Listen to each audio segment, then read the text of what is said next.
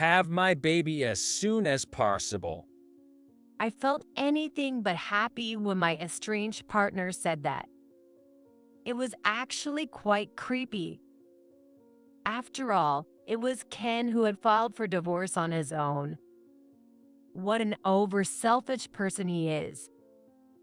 As I remained silent, Ken, misunderstanding something, laughed out loud.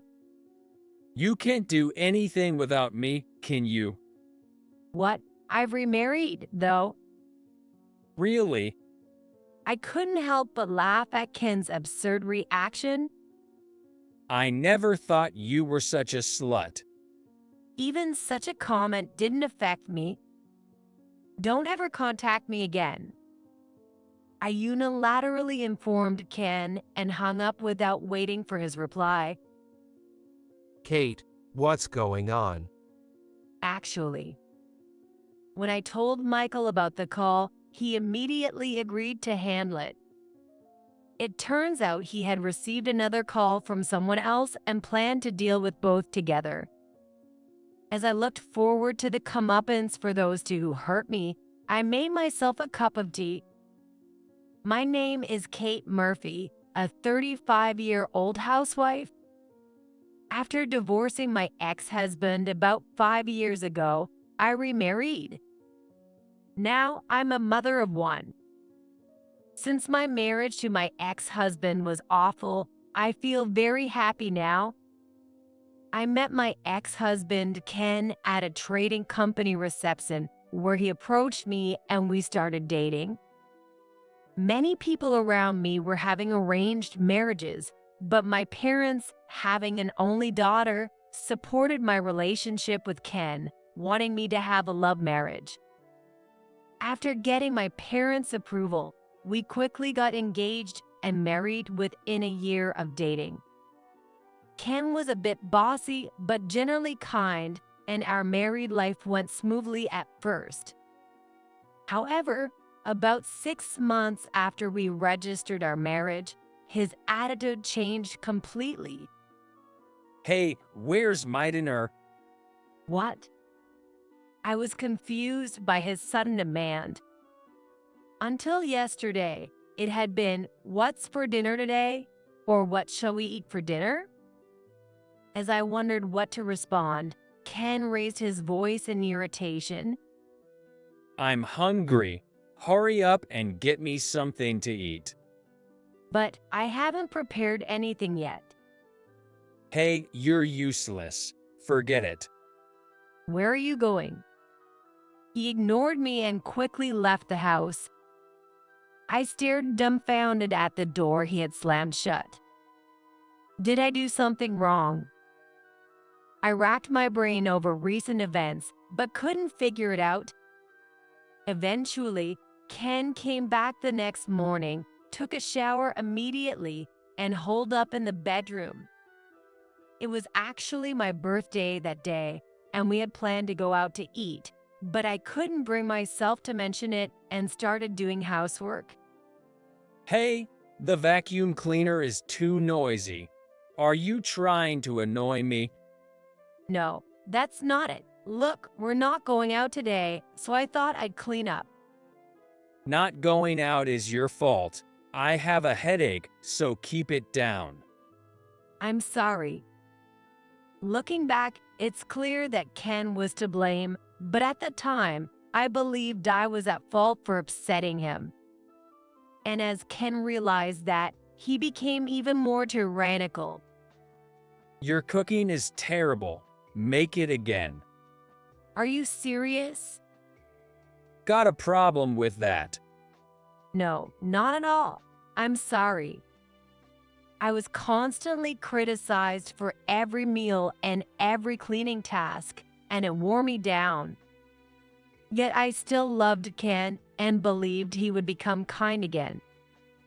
So every day, I did my chores with utmost diligence. But that wasn't a good approach. You're like a mannequin. So boring. Ken scoffed one day before he left the house. Upon his return, he triumphantly declared, I've been cheating on you. Why? Because you're not satisfying me. Got a problem with that? But we're married. At my words, Ken's eyes widened in anger. He screamed, his face as fierce as a demon's. Do you have a problem with what I do? It's not that, But don't you even know how to respect your husband? Ken slammed his hand against the wall with force. His towering presence, a good 8 inches taller than me, completely intimidated me. Then suddenly, he spoke to me in a gentle, coaxing tone. I don't want to do this. If only you'd try harder. Yes, I understand. I'll do better. That's right. A husband's affair is the fault of the wife's shortcomings. Hearing that, I truly felt it was my fault and nodded. From then on, whenever Ken was displeased, he'd lash out at things. And afterwards, he'd always soothe me in that gentle voice. I'm doing this for you. I was utterly trapped by Ken's words, convinced that everything was my fault, that I was inadequate. Then one day, Ken brought home a young woman. She's pregnant with my baby. From today, she'll live here with me. What do you mean? Not understanding, I asked again, to which the woman replied smugly, I'm pregnant with Ken's baby, so you're no longer needed. I married Ken, and from today, I live here. Excuse me. Even being told she was moving in, I couldn't grasp the situation. Pregnant? Married? All these revelations hit me all at once, leaving me completely confused. I was the one married to Ken. We hadn't divorced, so why was this woman saying she was married to Ken? Ken started explaining the answer to me loudly. I'm tired of you, and I filed for divorce. Mary signed on your behalf, so you should thank her. Thank? How am I supposed to manage after a divorce like this? I don't care. If you want to stay as a maid, you can stay. Ken sneered and laughed as he said that. That expression was a wake-up call for me. No, thank you. I'll be leaving today. Going back to your parents' house. Make sure you tell them it's your fault, all right?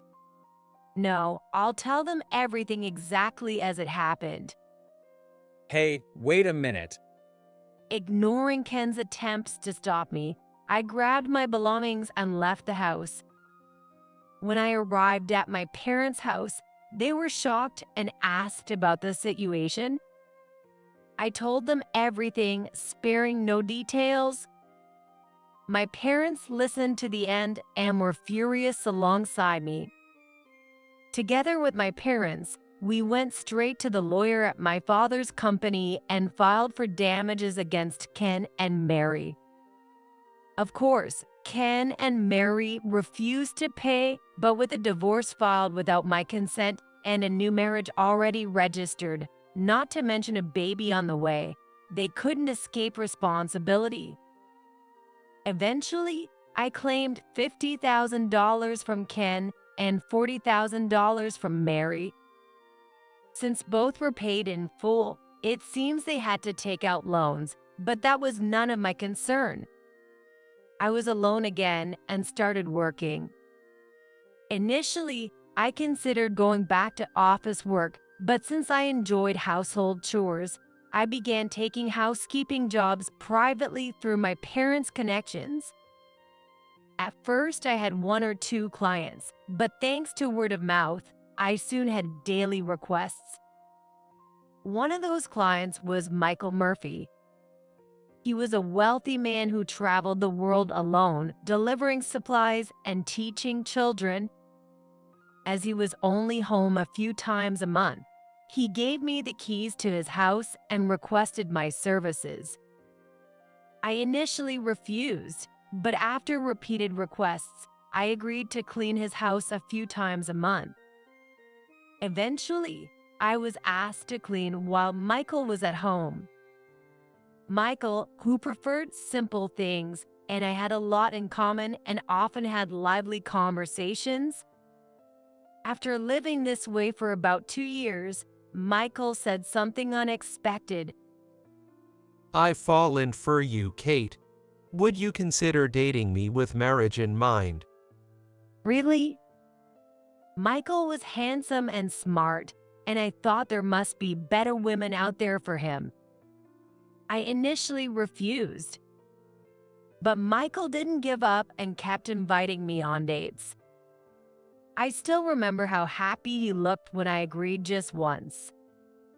Eventually, after going on a few dates, Michael formally proposed on our 4th date, and I agreed to start dating him. He quickly introduced me to his parents, openly stating we were dating with marriage in mind.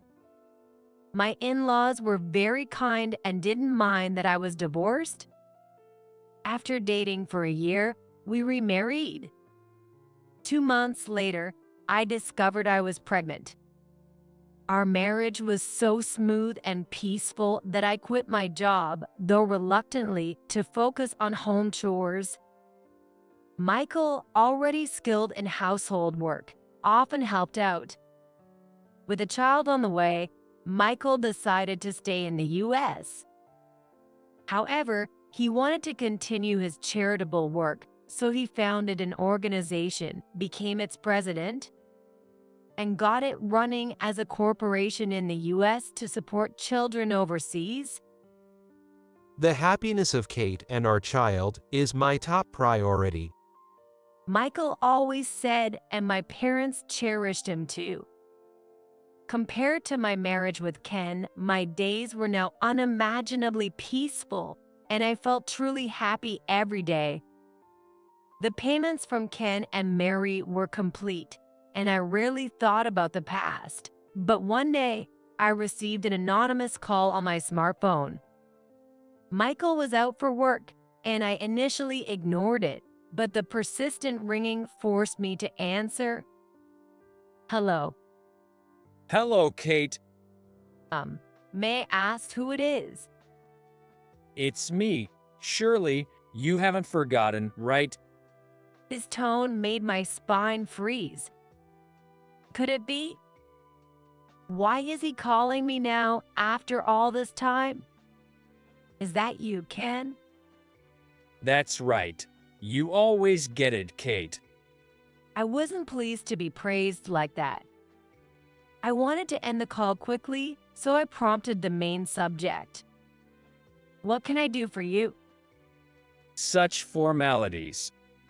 Ken spoke cheerfully, updating me about various recent events. However, none of it mattered to me. This has nothing to do with me, right? Don't be so sulky. You've reflected by now, haven't you? Reflected? I was utterly confused and repeated the question. Just then, Michael came home. I signaled him with my eyes. At the same moment, Ken, sounding joyful over the phone, broached the main topic. Yay, if you've reflected, let's get back together. Get back together? Come on, have my baby as soon as possible. I wasn't happy to hear this from someone I was no longer connected to. Rather, it was disgusting. Besides, it was Ken who filed for divorce without telling me. What an over-selfish person he is. As I remained silent, Ken, perhaps misunderstanding, laughed out loud. You can't do anything without me, can you? What? I'm already remarried. Really? His ridiculous voice made me burst into laughter. I never thought you were such a slut woman. His words didn't affect me. Don't ever contact me again. I stated unilaterally without waiting for Ken's reply. Kate, what happened? Well, I explained to Michael about the phone call, and it seemed we were going to deal with another one together. Looking forward to getting even with those two who had hurt me, I made some tea. A few days later, a lawyer visited our home. He was the lawyer who helped during the divorce, and now he not only takes care of my father's company, but also Michael's. After discussing recent events with the lawyer, he promised to take immediate action. While Michael and the lawyer were talking, my phone rang. I exchanged looks with both of them and placed my smartphone on the table, speaker on. Kate, I was confused because it was so sudden the other day, but lying is bad. You're not really remarried since I'm still here. I sighed at his selfish interpretation. How could I have ever loved such a man? Michael gave a wry smile and took over the call. It's not a lie. I'm Kate's current husband. What are you talking about, Kate? You should call the police on this delusional guy right away. It's not a misunderstanding. We're truly married. We've even registered our marriage. Ken grew increasingly agitated as Michael spoke calmly throughout. I made it clear to Ken. It's true, I'm remarried, so please don't contact me anymore. So you're being stubborn again. Did someone tell you to say that? No, it's not like that. There's a lawyer here. You can talk to him if you like. The moment I mentioned lawyer, Ken clicked his tongue on the other end. Then, with an irritated voice, he commanded me, Then get a divorce quickly and come back to me. I'll forgive you if you grovel. I'm coming to get you tomorrow. Ken's utter lack of understanding gave me a headache. Then the lawyer spoke up calmly. Ken, you do know there's a restraining order against you approaching Kate, right? Any contact would mean you owe her compensation. That's expired by now, hasn't it? That's not how it works. It's still in effect. Finally, Ken's bluster seemed to diminish at the lawyer's words. However, next he tried to persuade me with a smoother tone.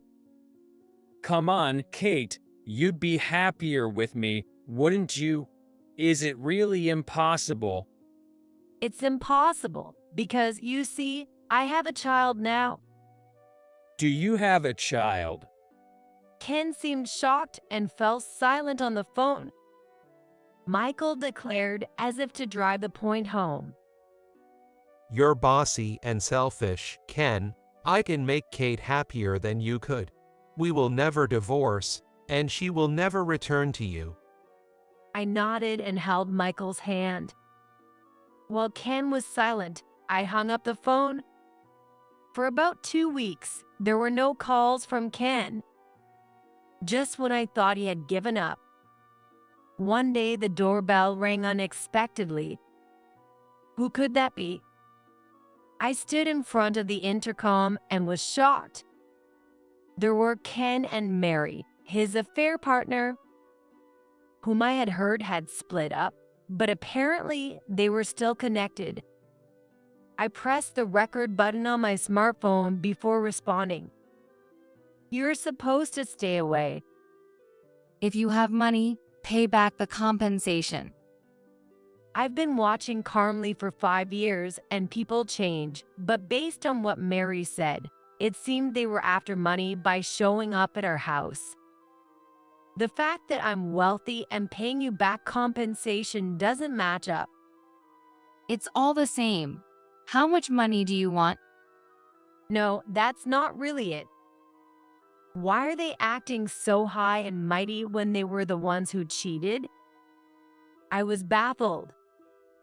Then Mary began to explain her situation and invited. I got engaged. He's a senior at my company, a good man. I can tell him I have debts. You understand, right? Congratulations on your engagement. But what does that have to do with the compensation? I truly didn't understand. But it seemed my attitude rubbed Mary the wrong way. That's why. I'll forgive the debt part, so just give back the money. You're not struggling with money, are you? I heard you're wealthy. Mary began to scream hysterically, and fear crept up on me. I doubt they can get in because of the auto lock, but what if they forcefully enter through the window? As I thought about what to do if Mary tried to force her way in, she shouted even louder. Where on earth did you find such a handsome guy? I'm much better suited for him. Hand him over. I'm sorry, but my husband is not an object. I know that much. Mary snapped back immediately after my reply, and Ken laughed from behind her. It might have been funny, but it was disrespectful. Then Mary started yelling at Ken. I had no idea you were Pua. This ticked Ken off, and he retorted, You lied about being pregnant too, didn't you? That was a misunderstanding. You were so sure of yourself, though. They completely forgot about my presence and started arguing with each other. The mention of pregnancy from that time was a lie. I felt as if a thorn in my heart had slightly dissolved. Just then, a police officer appeared on the intercom screen. No, this is not it. It's just a small argument, officer. They started making excuses. But the officer wasn't having it and took them away. I slumped down at the intercom. Phew, I'm glad they didn't get in. Are you okay? It turned out that Michael had called the police. In fact, I had contacted Michael before answering the intercom. He had told me to record the conversation because he was coming home soon. Sorry for bothering you when you're busy. Thank you. Kate's safety is always the priority. Don't worry about it. I felt reassured by the dependable Michael. I'm really glad I remarried him. I truly felt that from the bottom of my heart. Thanks to the lawyer informing the police about the restraining order, Ken and Mary were thoroughly dealt with. However, they started calling the lawyer daily, demanding money back. It seems like we should settle this for good. After receiving a call from the lawyer, Michael and I decided to confront them directly. When the lawyer relayed that we would meet, both Mary and Ken happily agreed, probably thinking they would get some money. We prepared meticulously and were ready for the day of the showdown. Thanks to prior notice, my parents also came to support us. When we arrived at the designated place, Ken and Mary were already there, and shockingly, my ex-in-laws, Susan and Stephen, were there too. The ex-in-laws glared at me with fierce looks as soon as they saw me. Thank you all for gathering here today. Let's start the discussion. With that cue, everyone looked at me. I placed 2 sheets of paper on the table first. These were the penalties for violating the restraining order. Ken and Mary's eyes widened as they saw them. What is this amount? There's no way we can pay this. The paper stated a penalty of $30,000 for each of them. They were flustered and started complaining to me. The ex-mother-in-law, Susan, then spoke up. Kate, aren't you getting a bit carried away? What? Confused by her remark, I blinked in surprise and Susan laughed scornfully. And then she started talking nonstop. They've already paid compensation for the affair, yet you're still demanding more money. I thought wealthy people were more gracious, but you seem rather shameless.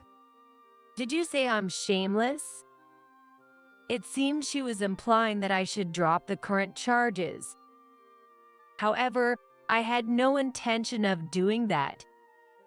Indeed, I wasn't struggling financially, but this was a fine for breaking a promise. Naturally, they had an obligation to pay. I explained this to Susan, but she was not convinced. You were once our daughter-in-law, you know, and yet you're so forward. I couldn't imagine behaving like that. Ken and Mary nodded in agreement with her words. They seemed confident because all three shared the same opinion. I sighed and played the recording from the other day. Susan's face turned red as she listened. Michael then pointed it out. Embarrassing, isn't it? A 40-year-old man getting in trouble with the police in front of his ex-wife's house. I couldn't show my face in public if I were him. It's too shameful. Susan glared at Michael, grinding her teeth in frustration, unable to retort. I need to say something too. With a thought, I spoke up. Well, at least nothing was damaged. It would have been a real problem if something like a statue had been broken. You know, that one is worth $800,000. $800,000. Susan turned pale at my words. Ken and Mary's mouths hung open in shock. That's when I realized something. I had never discussed my parents' assets with Ken. My parents' total assets are around $29 million, so it's not a big deal to us. But if there had been damages, Ken and Mary would have had a hard time. $29 million. You're kidding. Why would I need to lie? Convinced by my confident demeanor that my words were true, Ken hung his head, pale-faced. Mary, who had been watching, suddenly sparkled her eyes and spoke to Michael. So, Michael, you must be quite wealthy too, right? What? Michael expressed clear disgust, but Mary continued unabated. Indeed, Michael's total assets were similar to that of my parents. However, that was irrelevant to the current discussion. Then, why don't you dump such a demanding wife and marry me? I'm beautiful, and I'd look good in a dress. Indeed, Mary was still young and amiably beautiful. However, he looked at her coldly. No matter how beautiful you are, I would never be swayed. My wife is the most beautiful and dear to me in the world. It was somewhat embarrassing to be praised so openly. As I blushed, Mary glared at me resentfully. That's when I remembered something and told Mary. By the way, I met one of Michael's acquaintances recently. It turned out to be the president of your company, Mary. When I mentioned I knew you, he asked about our relationship, so I filled him in. What did you say? I properly explained that you were once married to my ex-husband but divorced quickly. At my words, Mary burst into tears. While I was just being honest, I felt the need to offer another piece of advice. Mary, did you cheat again? That's not good. Also, you really should accurately disclose your marital history. Otherwise, you can't build trust with your partner. What have you done to me? I only shared the truth, though. I replied with a smile. When Ken brought Mary along, it had hurt me deeply. A little payback like this seemed mild in comparison. Just then, Michael's phone rang. He answered it and spoke briefly before hanging up. Then he addressed Mary. Just now, the president called. He said to inform you that your engagement with his son has been called off. No, no way. Mary screamed and collapsed onto the table. It was a pitiable situation, but it didn't really concern me. Well then, I look forward to your payment. As I said this, the stunned Susan chimed in. Because of you, Ken will be in debt again. Don't you feel bad about that? Yay, don't you feel any guilt? I pondered for a moment. Guilt? I was simply doing what was necessary. There wasn't much emotion involved in that. Then I remembered something else I hadn't mentioned yet. Oh, that's right. Ken, my husband's company bought your company. He'll be visiting soon for an audit report. Do take care? No way. I don't lie, you know. I sought agreement from Michael, who nodded affirmatively. Seeing this, Ken slumped, seemingly out of energy to respond. However, Susan didn't give up and kept pressing. At that moment, the long-silent ex-father-in-law, Stephen, spoke up. Hey, I'm truly sorry. Please let me apologize on behalf of these two. He apologized deeply, catching me off guard. Throughout my marriage, Stephen had often criticized Ken's actions and Susan's snide remarks. It was him who insisted on paying the compensation, even if it meant going into debt. That's why I harbored no ill feelings towards him.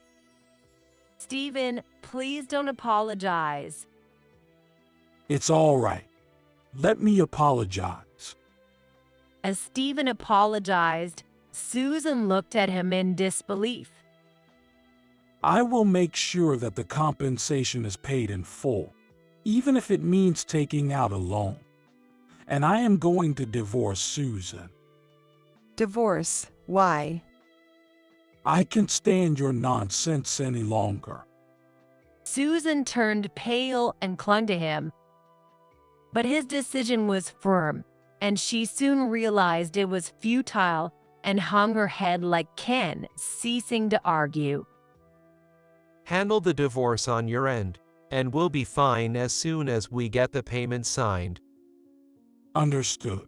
Come on, both of you. Sign it now. Prompted by Stephen's stern voice, Ken and Mary reluctantly signed the payment agreement. Michael, my parents, and I verified the signatures before standing up to leave. Just before exiting the room, my silent parents spoke up. Weren't a reconcilable difference is the reason for the divorce. Indeed, our values differ greatly. Therefore, we ask that you no longer involve yourselves with them. Our daughter, whom Ken hurt, is now very happy. If anyone intends to disrupt this happiness, be prepared. Feeling the love from both my parents, I was moved to tears. Holding my hand, Michael smiles at me. We left the situation to be handled by Stephen. Later on, the restraining order fine was successfully paid. I wondered how he managed it, but it didn't really matter. It seems that Ken lost his job due to an audit. He was caught slacking off during work hours and was generally incompetent. He seemed capable when we got married, but it turned out he had been dumping all his work on a junior who eventually got promoted while he was sidelined. As soon as his performance was rated poorly, he was the first to be encouraged to take early retirement.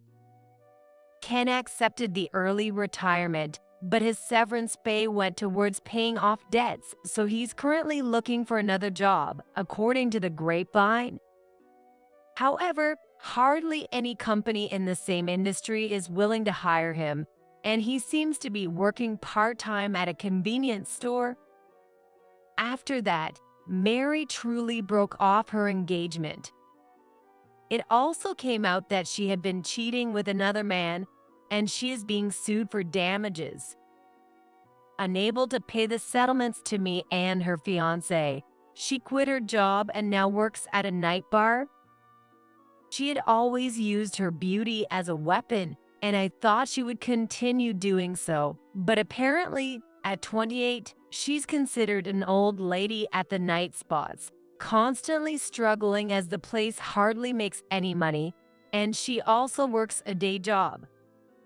I can't help but feel sorry for her as a fellow woman, but I think she brought it upon herself. Stephen actually got divorced and came to greet me once. He wished me happiness, and I was able to express my gratitude.